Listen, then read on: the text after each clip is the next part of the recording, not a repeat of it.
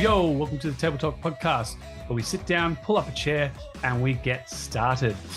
This podcast is designed to provide you packed full of information to help you with your training, nutrition, lifestyle, and well-being, where we interview myself through case studies to give you lifetime experience. And then we also interview high-performing individuals or other career-focused people who are looking to make changes in their lifestyle, training, nutrition, and well-being. So let's pull up that chair and let's go. Yo. Welcome to Table Talk, the next episode with George. So hopefully you tuned into the first episode, which was talking about slat theory, which is a fun and exciting episode. This episode, we're going to dive into actually who is George, a bit about his journey into the fitness industry, how he started running a gym that went from zero to making millions, then to leave, kind of build out his own space, and now really how does he stay up to date in the industry? What are some top tips from him, himself, and what does he apply in himself? So what I mean by apply is really there is so much information out there. You know, you could do keto, you could do 3-2 diet, you could do 5-2 diet, you could do 1,200 calories. So what is he doing and what is working for himself? As we all know, human body evolves and changes. Sometimes the same thing doesn't work. It's really interested to hear his side, what he takes away, and how he distills that for his clients to help them really reshape and change their lives. So, George, let's dive in. Let's do it. Fresh off slat theory. Don't slap me, please. Let's do it. So, George, tell us your history long ago, probably after how your mum and dad met. That far up. What do you want to know? How did you start in the industry? So I always say this and people say you're skinny now and I get upset. I was super skinny, like super underweight all through like school. And my good friend actually got me into the gym. He kept hounding me when we were in like year 12. So I was 17 at the time. He's then to go to the gym with him. And basically, like, I had no money for the gym. So I told him when I'd get a job, I'd go to the gym. Got a job, held me to it, kept me accountable, made me go down with him the next day. Then it was great. I had no money. Like, I did a lot for my, like, I was, how can I put it? I guess I was, like, responsible for the things that I wanted. So if I wanted a gym membership, I had to get it myself. So I started working and good accountability. He got me in like as soon as I got paid, like the next day to the gym, and then signed me up. And I was keen to get in shape because I was playing a lot of soccer back then, and I was always injured, always injured. And it was because I was underweight. So got me into the gym, and that's how it all sort of started. So I was very lucky because like a lot of people, I guess, kind of trained like typical bros, go in, try to lift as heavy as you can, especially when you're 17. But him and his older brother actually trained very sensible. It's so simple. It would work now. I wasn't allowed to increase any weight or anything unless I could do 12 reps. Once I could do 12 reps clean, then I'd get to do 8 on the next weight. And that was it. It was simple, but it worked. So it was actually really safe. Never got injured in there with him. And slowly I got stronger and I felt a lot better. I was like, why doesn't everybody do this? Everyone should do this. This is amazing. And then I went and got my certificate in personal training. All because of him. Where if you don't get 12, you can't go up. That's honestly like it was the best thing because like again like you see especially now like in working like I was working in fitness first like it was over a year ago watching like the young kids go in the gym and how they live like breaking themselves lifting badly. I was lucky I never was in that. I guess I never got exposed to it that way. It was such a simple system that worked. So like the ego couldn't take over. So it was really good. It was a really good way to get into it. And I felt great because of it and stayed in the gym. So that's what got me wanting to pursue a career in fitness. No, that does super simple, right? Do you get 12? Nah, can't go up. Yeah, would not let me go up unless I got 12 for all my sets. And then the next week I get to go up and I can do 8 to 12. And then and it's not enough weight for you to injure yourself. No, we never went under 8. Not that I believe that that's the way now. Obviously there's nothing wrong with lifting less than 8 reps. Everyone must do 11.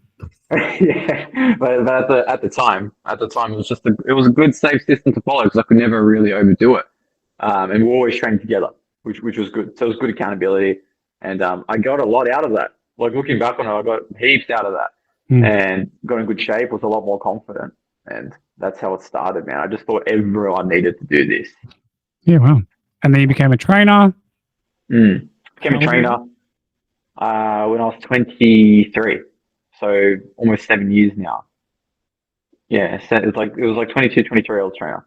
I took a break for a little bit. I started my third three. I did my third three, and then for a while, I just knew I wasn't serious just yet when I started. So I took some time off just to kind of, I don't know, live life a little bit, be a dumb 18-year-old. Just because I knew I wasn't fully committed yet, and I always had it in my head once I properly started, that was it. I was going to be invested in the career and really, really focused. And at the time, I wasn't focused. So it comes to being like 22, 23, I was all in on fitness and have been ever since. So, yeah. Yeah, cool. Mhm. You started in gyms though. I my as a personal trainer, Yeah, you I started managing early so on. I started just in the park, just training people I knew to start off with. So just little park, charging nothing basically, training people, just getting experience. And I was still working as a casual at IGA. So that was my getting my customer service, I guess, skills. Prospecting. It was Sweet. actually really good. It was good because like I got a lot of skills in terms of customer service from that. Um, Oh, you need some Branston pickles. Oh yeah, cool. Do you have a trainer? Do you need a trainer? Yeah, okay. no, Buy I food was PT. definitely not signing anyone up for PT, but like it's a funny job because people yell at you for nothing. So you learn how to deal with like I guess negative feedback, positive feedback from people, and just talk to people. I guess. So it was good. It was a good skill. But no, I was just training people in parks, and then I applied for an actual PT role at a personal training studio. Worked my way through the ranks pretty quickly up to a manager position because I was good at selling, signing people up. And then, yeah, worked there for 3 years until I eventually made the move to fitness first. And that's when I started working for myself. What do you mean by you were good at sales? So the, I was never salesy. So I never actually understood any sales sort of tactics or anything like that. But I feel what got me through, even when I guess I didn't really have much skill back then in terms of PT or obviously finding clients, selling clients. But I was genuine. I was always genuine about my approach. And I would just ask anyone and just try to sign up everybody that I knew to train with me because I really believed that if they trained with me, I would get them healthier. So I've always been able to get along with people really quickly, really easily, ask them questions and just kind of listen to them instead of trying to talk myself. And I think that just went a long way. So I would just sign people up, which was something that wasn't done before at the place I was working at. They had someone who was in charge of sales. A manager would do sales and sign up new clients, but the trainers would never sign up clients for themselves. It didn't work that way. The reason I really pushed it too is because the owner didn't necessarily trust me because I was very close by to the gym. So he was worried if he gave me clients, I would steal them and leave. So I asked him if I could just sign my own then, and that's how it started. And then he started trusting me because I was doing that. Yeah, so I kind of just fell into that. So over about 9 months, got really good at it. Learn a bit about it. Just how to make calls and follow up, and it is what it is. Got good as hell. Yeah, and when fitness Yeah. first started to build a team, with the team, like because you obviously grew, you're fully booked. Did you grow the team out of necessity? Like, I want to help more people, or because I know some coaches in the area were like, "Hey, can you teach me what you know?" Like, When I moved to fitness first, yeah, so I already grew a team when I was managing at the old personal training studio, not the one that I own, I run. Mm. But yeah, it was for someone else. I already grew a team there. I felt like I knew how to do it. I felt like I was good at it. And I really actually loved working with the team. That was the big thing. Like I really did enjoy it. And to this day, I still do. Um, so I guess going into fitness first and growing a team, it was to have that community sense. I knew the clients, like I knew I could help more people if there were more people with me. But also, I just had the capacity for it as well. Going into Fitness First, I didn't have any clients, but then we went into that lockdown and I came out of it fully booked. I was actually over capacity and I wanted to actually cut back my hours, but my PT manager didn't want me to. So I said basically that if I was going to cut back, then I had to hire someone. And that's what happened. So I made my first hire and started giving them some of my clients. Because I've always been big on quality. And I know if I'm doing a certain amount of sessions per week, my quality can start to dip. So I always wanted to stay at a number where I could give my best version of myself to my clients. Mm. And that's what led to starting the team probably earlier than expected, but it was necessary. It wasn't. And now your own facility, and I believe you're upstairs in the physio massage recovery space. Yes, I am. I am upstairs. It's pretty empty here at the moment upstairs. We have the sauna in the corner. We see our physio. Show us. The sauna? Yeah, sure. It's like behind scan the room. You want a little walkthrough? Yeah, of course. All right, here we go. Let's flip the camera. This is the room. Very empty at the moment. This is where the physio is setting up over here. Oh, yeah, rated bench. We just moved that up here. Don't worry about that. Ignore that. You didn't see that. Kitchen over there. The sauna is hidden behind here. The majestic sauna, Karl, that you love so much. Is over here. Bam. There we go. So there's a lot of work to do in here still, like building out walls and things of that nature, but it's slowly coming together. Slowly coming together. Yeah. Yeah, it's a decent space. And for those that are curious, George will soon be running his own podcast called Hot Tips. Hot Tips. Yeah, working on that now. Working on getting the heat-resistant gear because it's going to be podcast in the sauna. Like the only way to get hot tips is to get hot, sweaty, bothered, and a little uncomfortable. Just all in our pursuit for the tip. That's it. Karl, we ask the questions that make you sweat. We're turning up the heat on hot tips. Oh, God, this is great. Yeah, I'm excited to do it, but we need the right equipment, and let's see if the equipment explodes in there. That'll make a good story at least. But yeah, see what happens. Using a sauna, putting my phone on, listening to podcast, and then the phone switched off because it was too hot, and I was like, will function. Yeah. So I'm just trying to get the right equipment that's not going to explode in there. There you go. Yeah, but hot tips. Watch out for them. It's going to be good. What was a big turning point for you from like you're working big hours in the managing a team for someone else? And as you said, you said you weren't like the best trainer, yet your passion and desire to help people really was what stood out. Because like there are heaps of trainers out there that know a lot, but they're just like, I just want to make money. Like I don't care about helping people. Like I know how to help people, but it's all about it's not the purpose. And so you obviously had intention and purpose to really just help people. And obviously, over time you were learning and growing. Was there a point that really like escalated you?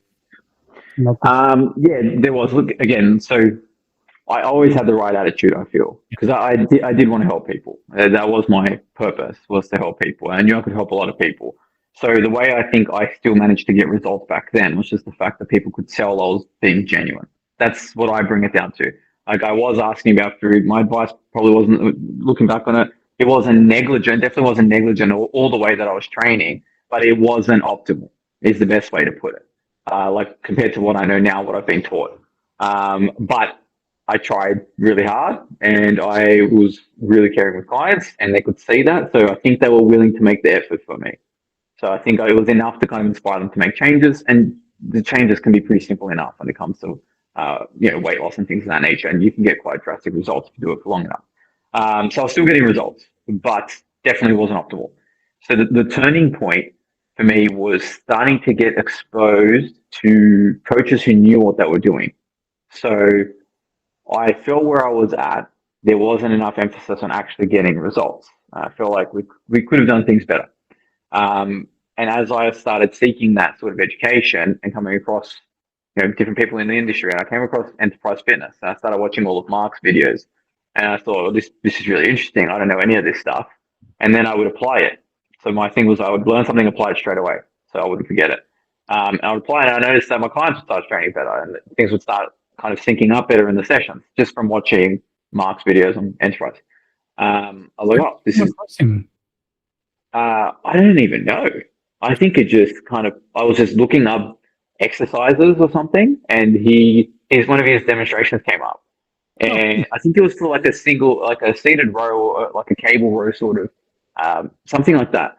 I was just looking up exercises because I felt that's what it was. I felt like what I was doing had gotten stale. It was just I was repeating movements again. Like I knew I needed to learn, so I had to kind of teach myself in the moment. So I found that's how I came across Mark, and there would have been other videos too, but he's the one that stood out to me because of his cueing and like there was a lot of like physical cues as well in the videos, and I thought it was really interesting.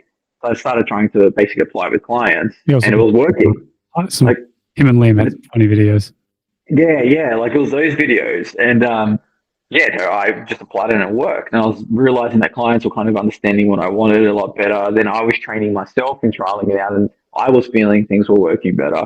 So that's what kind of started to change, I guess, my mindset, like around like wanting to get better and seeing where I needed improvement. So I started seeing that end of it because I was in the same room with the same people every single day. In there, you can't see the issue with the training. But when you see how other people are performing and what they're doing, and it's so different and it's so detailed, then it's like, oh, there's levels to this. And I have to credit our mutual friends at Platinum Training Academy, Anthony and Alex. I went to their gym one day because I studied with Alex Cassis. By the way, so we studied together, and I believe we're like the only two left from our course that are still in the industry. I could be wrong. But without dropout rates, I know, right? Without dropout rates, it wouldn't be surprising. But I went to their gym and I was just like taken away from the community and the culture they had there and the way they were doing things. And Alex trained me and showed me a few things. I was like, oh, this is next level. This is how I need to be training people. That was a big wake up call too. They run a good little thing down there. So that was a big one too. That was a really big one. Big eye opener. Yeah. Yeah, well. So big turning point, gym, facility, community, and Mark Enterprise and their educational videos, which then really took you off. Then COVID. Now,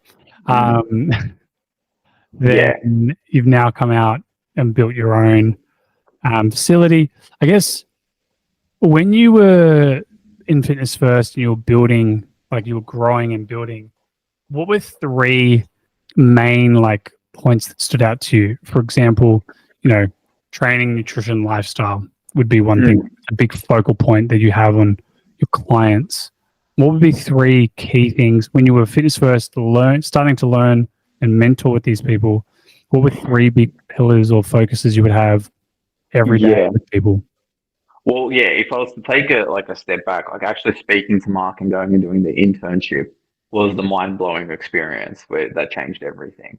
Because that's where I had already decided I needed to move on and kind of go out on my own, but I also wasn't in a position where I could confidently do it.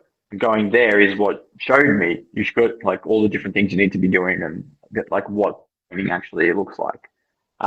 So then after that is where my understanding actually came in on what I should be doing.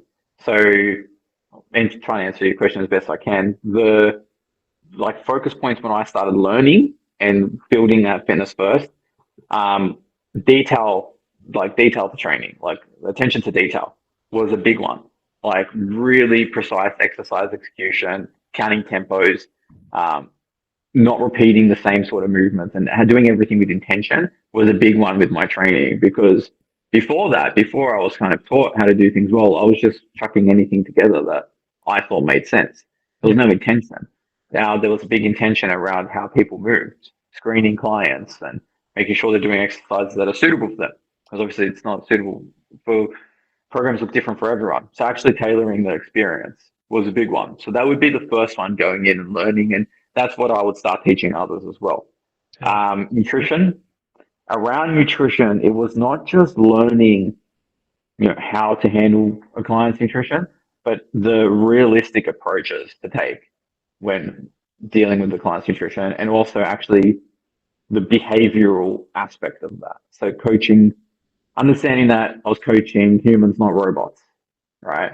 Whereas before I'd be like, this is good advice, like please follow it. Why doesn't this person follow it? Like I just didn't understand.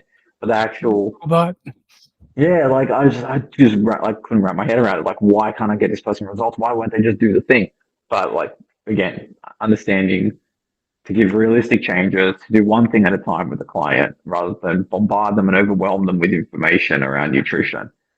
Those were the two big ones. Those are the two big ones as I started getting more like independent in the scene and building my business at Fitness First. The third one, I'm not too like apart from again like the obvious sort of stuff around lifestyle and things like that I would monitor, but I think it would just again just come down to putting together a plan that was suitable for the person, for the client, and knowing, making sure they knew that they were in good hands and have absolute confidence. so tailoring experience, understanding nutritional behavior and people, and then building a suitable plan for everyone. Yeah, I think just making sure they weren't overwhelmed, had the information from the beginning, there was no surprises, and we had good, clear expectations of each other. Yeah. What about now? Now that you've got, because obviously when you're working with another company, yes, it's your business, but you've still got little nuances like the membership consultant who thinks differently. So there's little things, outside factors that you're obviously having to worry about because you want to give the best service to that person. Now that you don't have that, it's all like you're in Pecos, it's your own facility. Yeah. Everything is now, it is 100% like you've got control of all the environment external and you're like constantly improving it. Is it still the same three things that you would have, or now that you have total power and control, is that, or you're no longer a rogue ninja, you're your own nation, Naruto? Yes. Yeah. Oh, I wish I had the headband up here. I do have that downstairs. Yeah. So are they still the same three things, or are there other now things that you put a little more focus on? And now, because you've also got a bigger team. yeah, like community is a big one for me. Like community culture, having the right community in here. I want people to feel comfortable as soon as they walk in. And yeah, it's a big one for sure. Where I couldn't really control that in a commercial gym. I could to a degree. I feel like I did a good job of. I would train the staff. I trained most of the staff at Fitness First, which is good. So they kind of would all they would be greeting my clients, and everyone would know everyone. They'd all know each other, and they could all chat. But like, there's elements I couldn't control, like equipment being out of order, rude members, things of that nature. Like you just can't. Their accounts being overcharged by Fitness First, certain things like that. I couldn't control that. Whereas now I have a lot more control of who's in here. If someone doesn't vibe with our culture, I can ask them to leave. I can ask them to leave. I can make sure that everyone sort of gets along cycle. But I think that's probably the big one, is having that control. And the reason why, like we mentioned, like that kind of recovery element of things, like I think I've always thought this for a while now, that the recovery side of things is really important too. Like, so in terms of physio and all this sort of allied health.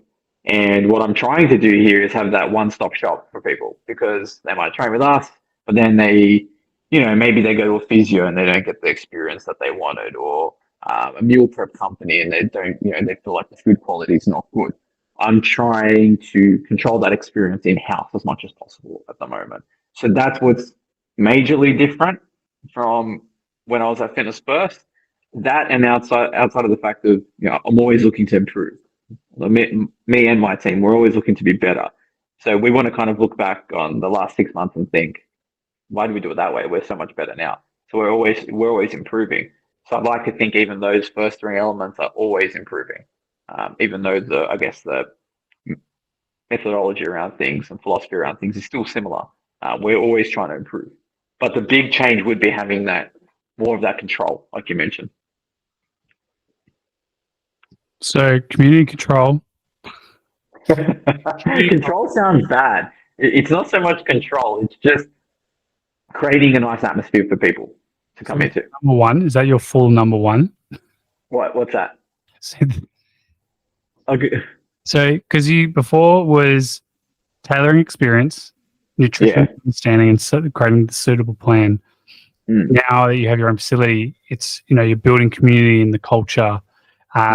Still, so it's really you're tailoring a full holistic experience. Yeah. Similar. Is it still? Do you still work on the realistic approach with behavior? And you're still creating a suitable plan. It's now you have full control power with your space. Yeah, I can dictate where the community sort of goes and what we want here. But no, we still have those same beliefs, definitely. Yeah, still awesome. Realistic approach, still all of that. Write it down. Cool. Cool. Let's then segue into the next part, which is your own experiences, because as you said, the behavior of everyone's at like a different level. Some people it's just drinking more water, and that takes a month. Yeah. Where are you in your journey? In context, in terms of what? Whatever you want it to mean. Where am I in my journey? I feel like I'm at a pretty good stage, but a very difficult stage as well. Working long hours and making sure everything is right and heading in the right direction. But where am I? I'm not too sure how to answer that really. I think there's a lot more. I realize that there's a lot that I've done, and I guess the general sort of advice that I'm given is to appreciate what I have and what I've achieved so far. But I'm still looking forward. I'm still looking forward quite a lot, and there's still a lot that I want to do.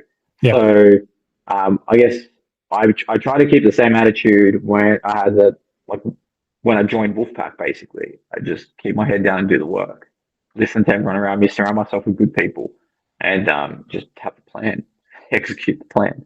So there's still a lot I want to do. We can help more people. We can have a bigger team. We can make the facility better. Everything can be better. So I'm just working towards that. So where I'm at in my journey, it's hard for me to answer, honestly.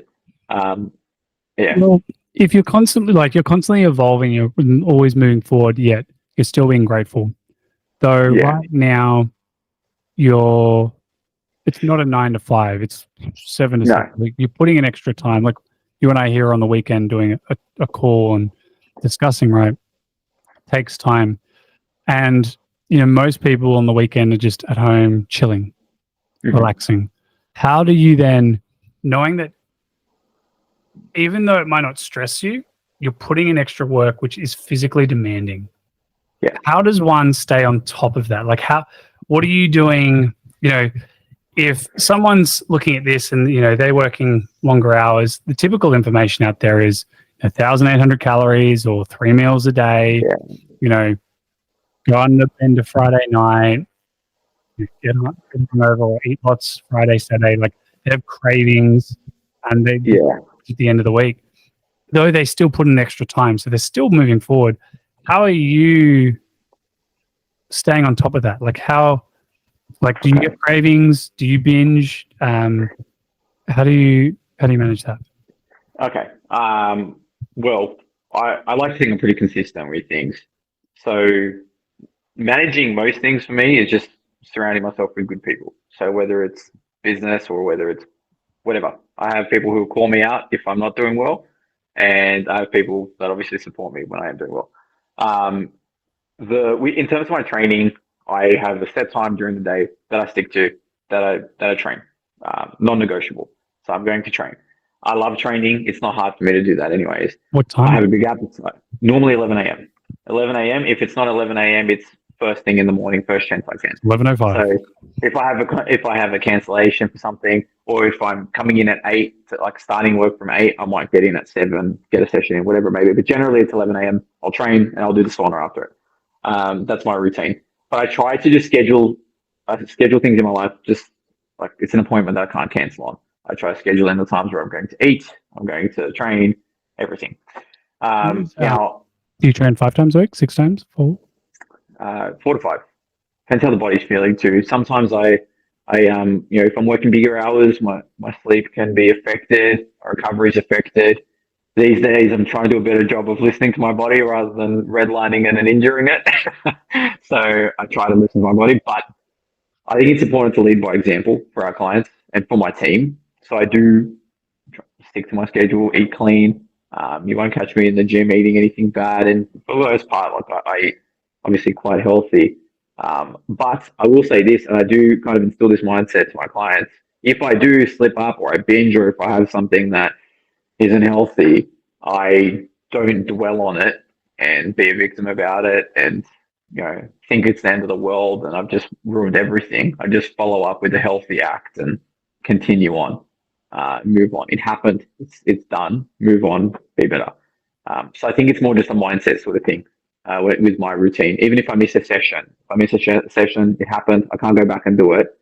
I'll train tomorrow and I'll make sure it's a good one. That's my attitude. How many meals would you do? 5. Okay. It's training 4 or 5 times a week, 11 o'clock, 5 meals, all scheduled, planned. Do you plan your meals and then have like your schedules and appointments around that, or make appointments, then schedule meals? Make appointments and schedule meals. Okay. Do you get much? Yeah. What's that, sorry? Do you do sunlight? Yeah. Get the shirt off, guns out. I don't know about shirt off because I'm normally at work before the sun comes up. So I'll be out here. Like my clients always notice this as well. As soon as I see sunlight, I'll start reacting. Like, is that sunlight? Is the sun out? Is the sun out? And I start opening the door and standing outside. Come on, we're gonna rest outside and getting sunlight as much. I feel like it really wakes me up. So I do. That is something I try to do. Definitely. As soon as I see that morning sunlight, just get out there. Oh, look at that, Kenny. You know. 300 lunges in your program. It says 10. That's a typo. It's 300 around the block. Yeah, we're going to go directly in the sun right now. Yeah. But like I think I don't know with I don't schedule my meals so much. I will schedule my appointments first and then work everything around it. But I am consistently eating the same amount of food. I don't track or anything like that right now. Just eat clean. I do use a meal service as well, just to kind of handle 2 of my meals out of the day, just because it saves me time, to be honest. And that goes a long way for me. But for the most part, it's all pretty straightforward. Yeah, awesome.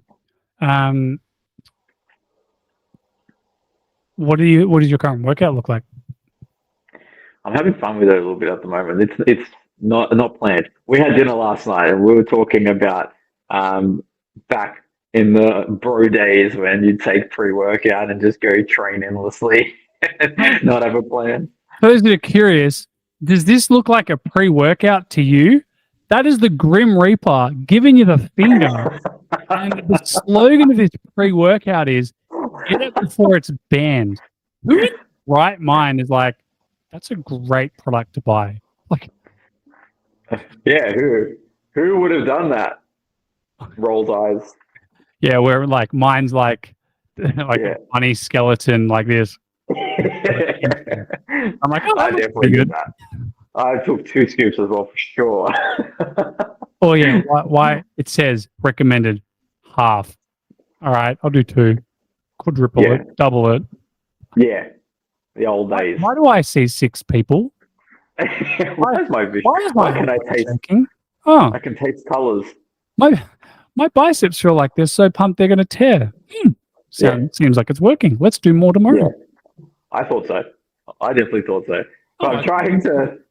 3 my hours. point is, there's not much planning at the moment. I'm honestly just trying to, just training and enjoying it at the moment. And I will be more intentional come probably around the new year. But I've really enjoyed lately not having a plan.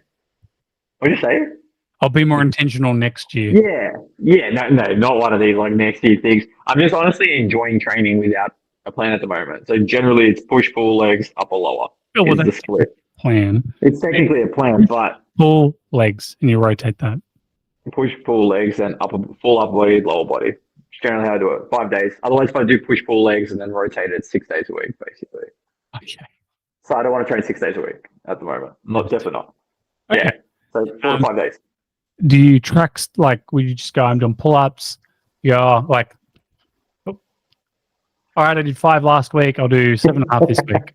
Yeah, like Yes, today is six pull-ups I'll do. Today Yeah, feels like a 6 rep day. I'm feeling strong. I'll put a little bit extra on the squat. Yes, yeah. Main movement again. I wish I could be a bit more interesting here with this, but no. Like at the moment, I'm just having a bit of fun with the training. To be honest. I do this revolutionary, game-changing training methodology. Are you ready for it? Mm-hmm. Game changer. Everyone should do it. I pause at both ends of the movement. No. I get full stretch and then contract and hold it. Amazing. Wow. You could sell it. You could sell it like, oh man. Yeah. No. I yeah. No. No. Yeah. Enjoying training for sure, but trying to go back to just having fun with it. Basics at the moment. But then of course I'll get bored of that and I'll rip it up and do something a bit more intentional later. What do you do? Though you take it as it is, like you have a bit of a structure, right? You go in, you're doing say pull-ups, and it just doesn't feel right.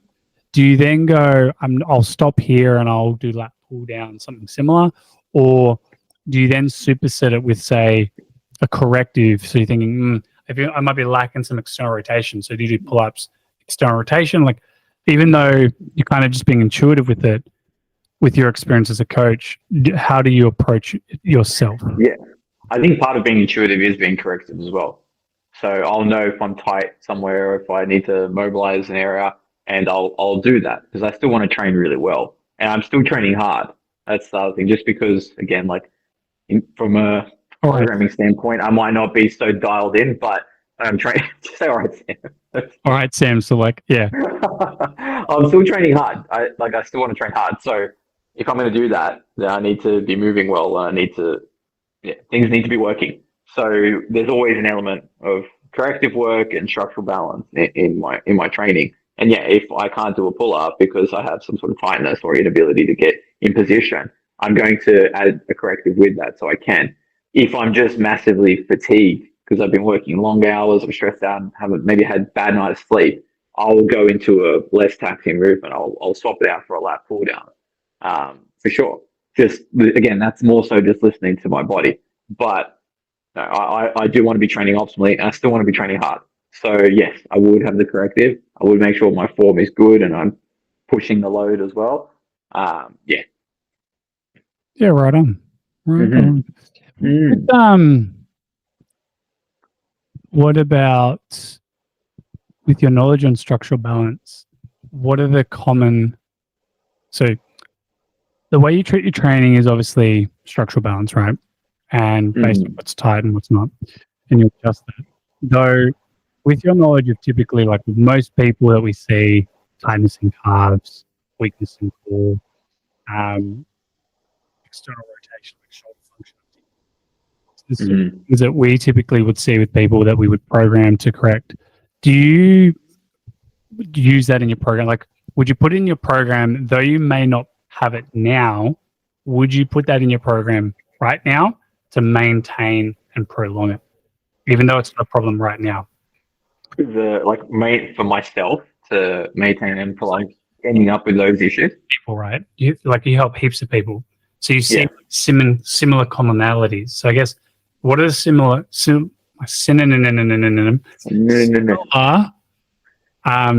restrictions that you see in most people? What are those? And two, do you then, knowing that, apply the correctives in your program to prolong it so it doesn't become a thing? Okay, so I think first of all, people they're in pain. They're in pain. A lot of people that come in will be in pain. There'll be definitely be some dysfunction if you assess them. But I also think they are nowhere near as bad as what they think or feel. And what I mean by that is there can be a lot of progress, even in a short amount of time, in the way they move and the way they feel. But they've lived with pain and bad habits for so long that they almost can't imagine sort of getting out of that. Right. So I think a lot of issues, injuries, if you may, have been exaggerated, and maybe not exaggerated, but they're overcomplicated, basically. So in terms of what I see with people is that they just don't understand how to move correctly. They don't understand in a way how to, I guess, live correctly as like a healthy individual. So once you start intervening and giving them tools to do that, I feel like a magic can happen pretty quickly for them. People with back pain, but have had poor hip mechanics their whole life, it makes sense that they have back pain. And you give them, a daily protocol that they can follow, good training, and voila, back pain is slowly going away. But for myself, So you're saying most people that may have back pain comes from poor hip mechanics, and it's also potentially due to actually a deficiency in their own training program that they've got. yeah, I feel like there's always a reason for things. Like if you can't lose weight, for example, there's a reason why you're not losing weight. It doesn't just not work for you. It's not the burgers, I'll tell you that. Yeah. Yeah, it can't be that, right? It can't be the fact that you don't sleep and you don't eat properly and you consistently, there's always a reason for everything. I feel like there's always reasons for things.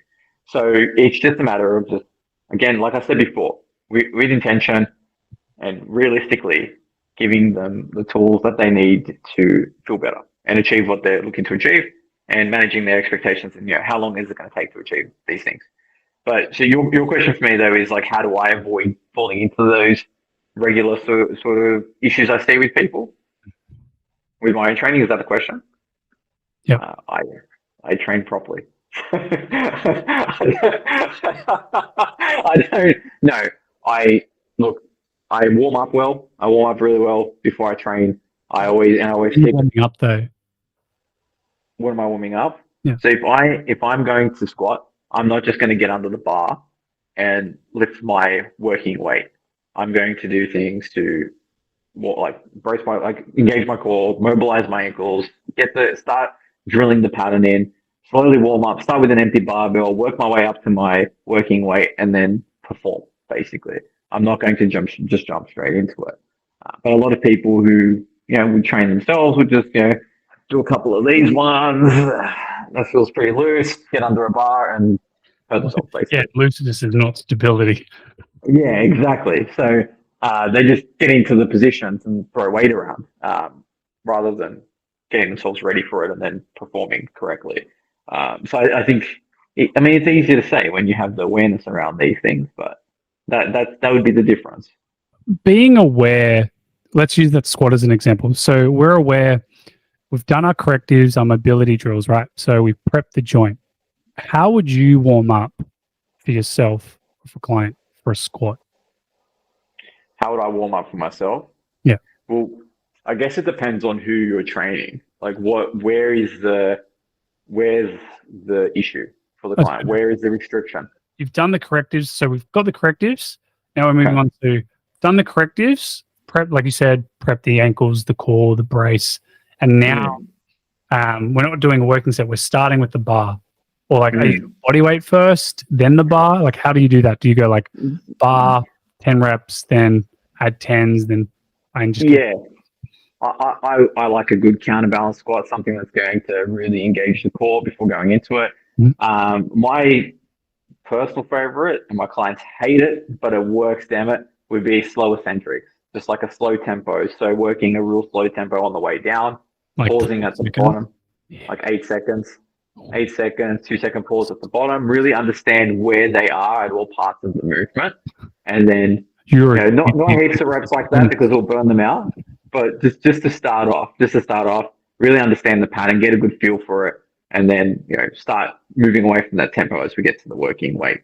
But I feel that's a good way to start getting ready for the movement. 20 seconds with a 20-second pause at the bottom. 20 reps. 20 reps, 20 seconds on the way up as well. And we're going to jump too. We're also going to have to jump to it. But just patterning the movement. So I would start either whether it's a body weight, counterbalance, depending on the person again, then into an empty barbell, warming up appropriately and working our way up to the working weight. Also without wasting too much time. Being mindful of time and not taking too long to warm up either. Okay. Yeah. So let's say we're working up to 100 kilo squat. So we're doing barbell, 5 reps, 8 down, 2-second pause, up. Something along the lines of that. Yeah. Then on to say 40, 50, 60, whatever it may be that's appropriate for you. Work our way up closer. I tend to just go as we get closer. So I might start, say, it's 5 reps, and then do a warm-up set on 3 reps, maybe a warm-up of 1, and then into the working weight.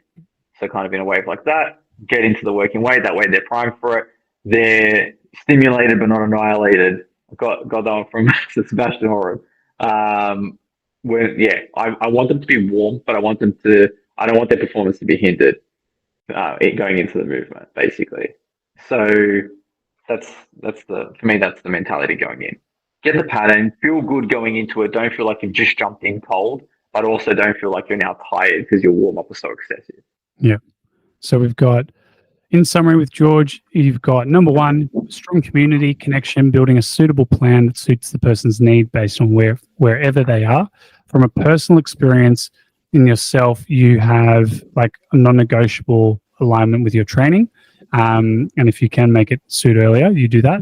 You base your schedule and then meals. And so you're looking at 5 meals a day. You recommend for anyone, maybe get a meal service, get a few meals a day to decrease the time that you're spending on the meals and more time for self and other areas. Mm-hmm. Pretty busy at the moment, but you prioritize staying on top of it, like manual therapy, structural balance. And when it comes to training, you start with a slow, eccentric process to really feel and be present where you are and build yourself up. And sometimes you'll go heavier, sometimes you won't, because you're constantly focusing on stimulating before annihilating. And yes, well, then tell us more about how do you stay up to date with it all? Because as you said, it was really cool what you talked about, understanding behavior of people. Like not everyone's a robot. Say what? How do you stay relevant where there's so much information out there? Some may be true, some may be not. But how do you kind of weave the information? Yeah, that's a good question. So I try to always have a coach. Not always have a coach, but I've had a coach. I've been coached. That makes me be better. I'm part of mentoring programs. I try to surround myself with high-level coaches and learn from them. But I think also having a team keeps me very honest because they have questions. They have different cases they're presenting to me, and I need to have the information they need in order to provide their best selves to the clients. So the way I stay on top of it, one, like I'm interested. First of all, I'm still interested. I'm still passionate about fitness, health, and even like also training people. So I want to be better. I always want to be better. And my team challenges me to be better as well because they have that same attitude. So again, just being around the right people, always working on myself, and then also seeing how I can apply that to my clients. And I think actually training people and getting the reps in makes you a better coach because you work with different people, you work with different scenarios, and you just gain that experience. And that's really what makes you better. And of course, and again, being around people who've done it before, done it longer than you, and have your best interest and want you to improve. So that's how I like to do it. So you surround yourself with the right people, learn from them, apply it repeatedly to get the result and to understand if it's the right result for you and the right information. If not, you're going back to those people to test it, make sure and refine. Yeah, but I think it's important that you have someone you can go to with your problems so you can learn. And I feel like I have that. I have people I can go to and learn for situations that I'm not ready for, or maybe that I need support with. So having that is very powerful. And that's what my team have with me. They can come to me and they can come to Brandon, for example, as well, who's our head trainer. Very knowledgeable. So the team can go to him as well. Having that allows you to improve. So naturally you become a better trainer from having that in your corner. But I think there's a lot to just training people and being a problem solver. Just being curious, being a problem solver for them, and just learning on the job as well. What are the 3 biggest lessons for you over the years, like that really stand out? If anyone, again, I'll probably break it down into 2 because obviously you run a private personal training company. So I'm a trainer, and like you back in the day, right, where you were scrolling and searching, what were your 3 biggest lessons that you would give that George at the beginning? Ooh, that's hard. I can think about it. Three biggest lessons. You I could think, distill to him today. yeah, I think it's tricky because there's so much. Like, there's actually find a good, Only three wishes. like, number one would have to be find a good mentor. Find a good mentor will be life changing. So I really think it's important to find a good mentor because that covers. I'm trying to be technical here and cover everything with one. That covers a good mentor will have the experience and will be where you want to be, where you're aiming to be. So they've lived the life. They're not just talking. So yeah, there's social proof. There's evidence that they are who they say they are. That I think is critical, especially in our industry. It's critical you find a good mentor that can put you on the right path and also call you out on your bullshit and tell you what you need to hear, not just what you want to hear. Because a lot of people will do that and they'll make excuses for you, and you don't want to fall victim to that because at the end of the day, you want to be better, and you're only going to get better by again hearing what you need to hear and working on your weaknesses. So that is really important to me. I really feel like you need a good mentor, and I have that, and I feel that I am that for people, and that would be number one for me. That's what I would give past George. Number two, get in there and get your hands dirty. Get the work in. Get the reps in. Get Get the reps in. Oh, get up early. That's a moral lesson there. Well, I'll tell you what I hire on. I hire on attitude, not skill. Skills are great, but if I was going to hire a trainer, it's willingness to learn. It's attitude. It's wanting to do it for the right reason. It's believing in the vision of what we're trying to do. So attitude. Work the early mornings. Work till late. Do the program writing. Don't skip steps. Get in there. Train everyone. Don't just train. Don't be picky and have a niche straight away. Like getting in there, working with the bodies and actually building that experience in the trenches, I think is very important. Very important. And you need to be able to, you need to have a period at least where you work at a really high capacity, big sessions, and know you have the ability to do that. Yeah. Number three. I don't know. Breathe. Think. Caught me off guard. Third tip. Make sure to think. Make sure to think. Yeah. I think be patient. Patience. Is even with I feel like I prepared quite well to move into my own facility and to start my own business and do all these things. I still could have prepared better. I could be more patient with a lot of things. Patience. Patience is a big one. Don't rush things. And what about the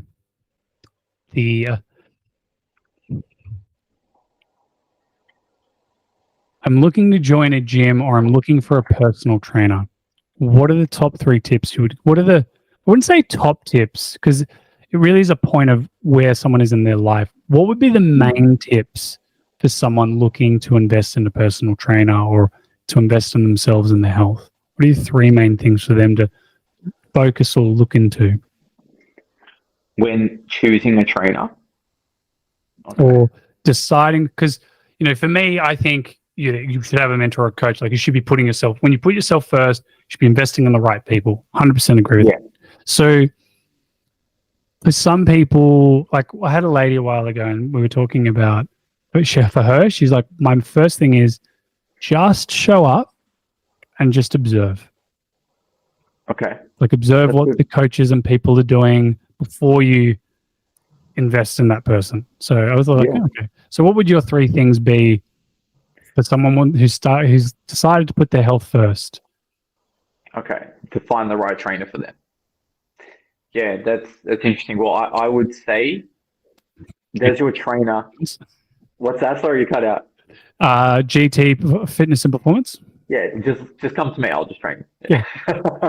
No. No. This is podcast. No. Does the trainer live the lifestyle they're promoting? First of all, that's a big one. Does the trainer live the lifestyle they're promoting? Do they train? Do they eat well? Are they in shape? Yeah. Like that's. Mm-hmm. What about their clients? Are their clients getting results? Like, is there social proof that their clients get results? Do they have? What are their Google reviews? If it's Karl, there's a lot. Like again, but seriously, do they live that lifestyle that they're trying to promote? Well, They need actually, to really believe you it. say that, right? Because that is a way to weed out those that steal reviews.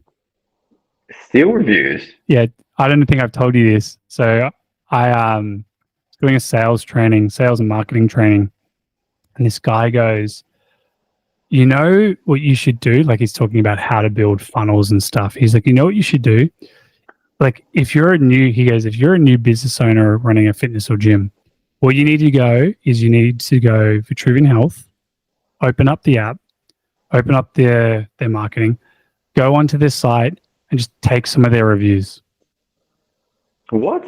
I was in the car with Kate. Kate's like, did he just say? I'm like, yeah, he did. He did. Wow. And it's like, I remember when I started with Mark in his alpha program, I remember learning about sites and marketing, right?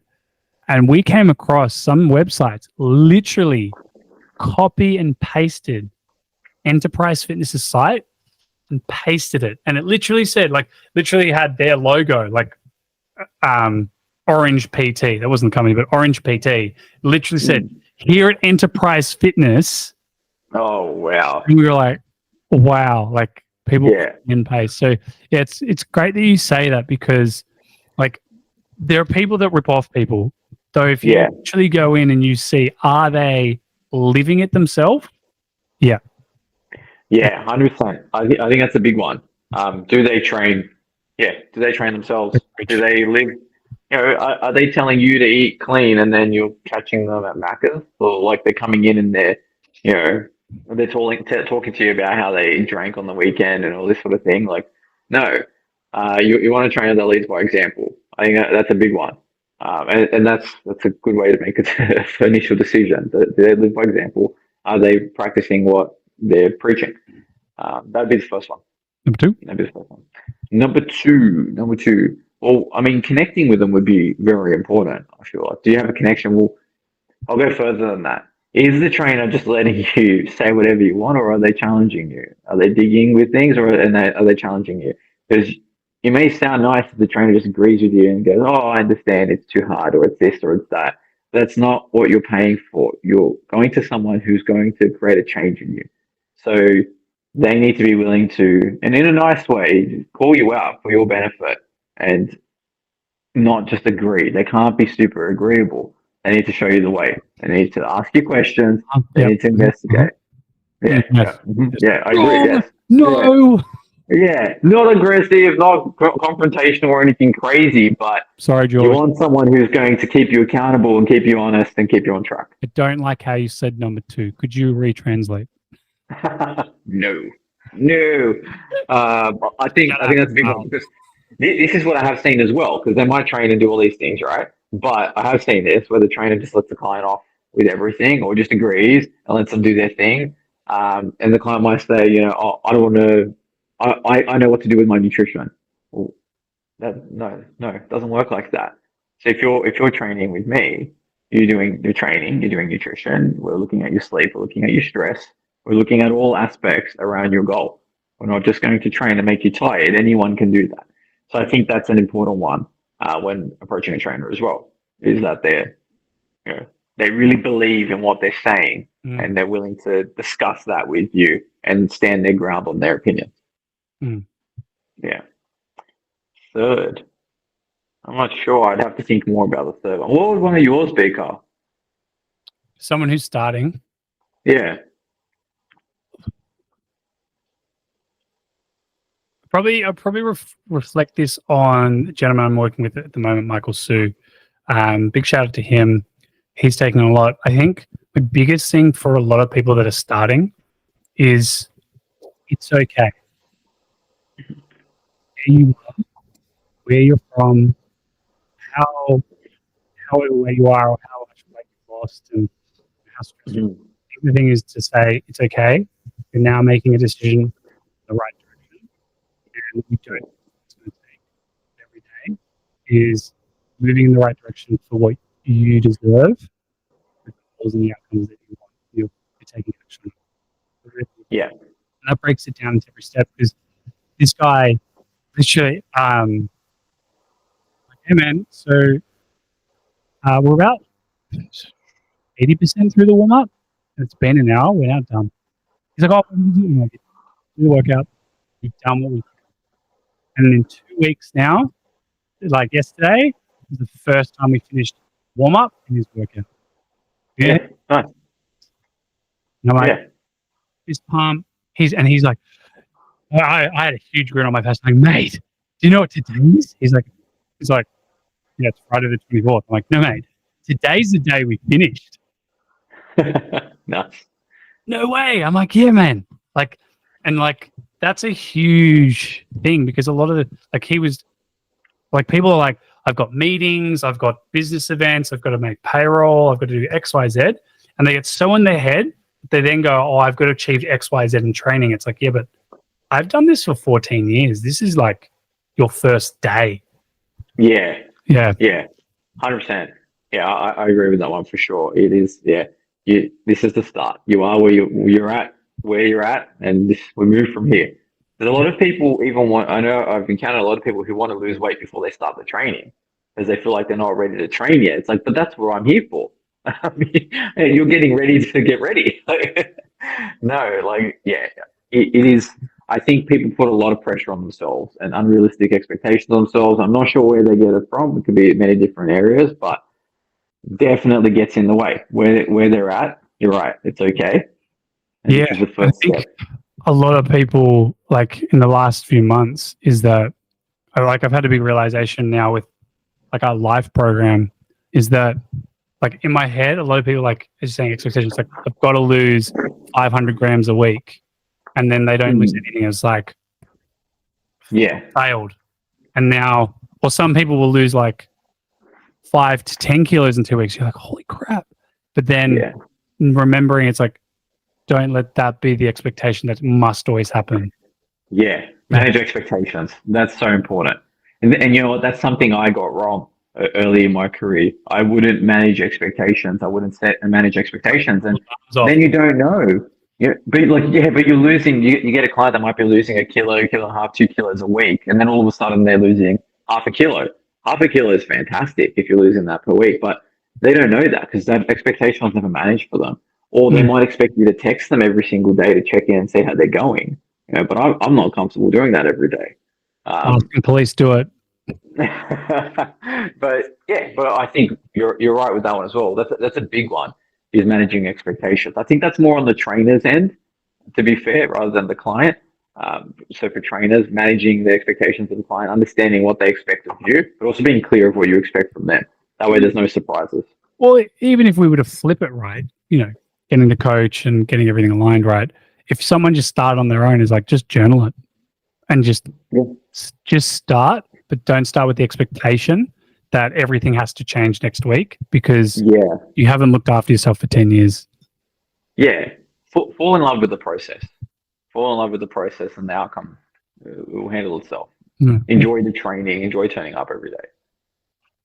So for those that have just tuned in, I hope you enjoyed. That is our time with George. The process, top 3 tips, hot tips, of course, and kind of the cool thing about it is it's all good theory.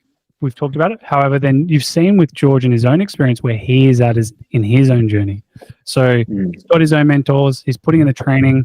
He's not as detailed as he could be. However, there are certain fundamentals that he follows, from correctives, priming his body, and slow eccentrics. So much fun. I know. I actually am doing slow tempo method myself. Love it. Nice. Down. And I think I was going to say that, but that probably is the program for me right now. Is just training hard and enjoying it is my goal right now. So that's I'm quite happy with everything. I just want to train hard and enjoy training for now, and I'll be more specific when I need to. So that's everything. So with that, that's everything for now. Though for those that might be interested, living in Peakhurst or nearby, how do I get in touch with George? What's the best thing for me to do so I can get on top of those tips? Google GT Fitness and Performance and call me directly. That's the quickest way. Quickest way to get in touch and start working on your health, Karl, is to call me directly. But if not, you can visit our website, gtfitnessperformance.com.au, and you can leave your details, and I will call you within 24 hours. But don't do Sooner, that. Just because I'm keen call to me. help. Just call directly. Call directly. But yeah, Google us, look at our reviews, make sure you're reading things that align with what you want on there, and then inquire, leave your details or call direct, and we'll get you in here straight away and start working away at things. Very nice. Well, George, it's been a Alright. pleasure. Thank you for jumping on. And that is the episode of Table Talk. Till next time. Adios, amigos. Yeah. Hey, thanks so much for joining the episode of Table Talk today. We hope you found some helpful tips and inspiration in staying healthy and fit, even with a busy schedule. Be sure to subscribe to our podcast. Stay tuned for our next conversation. Until then, keep prioritizing yourself, your health, your fitness, and we'll see you on the next Table Talk.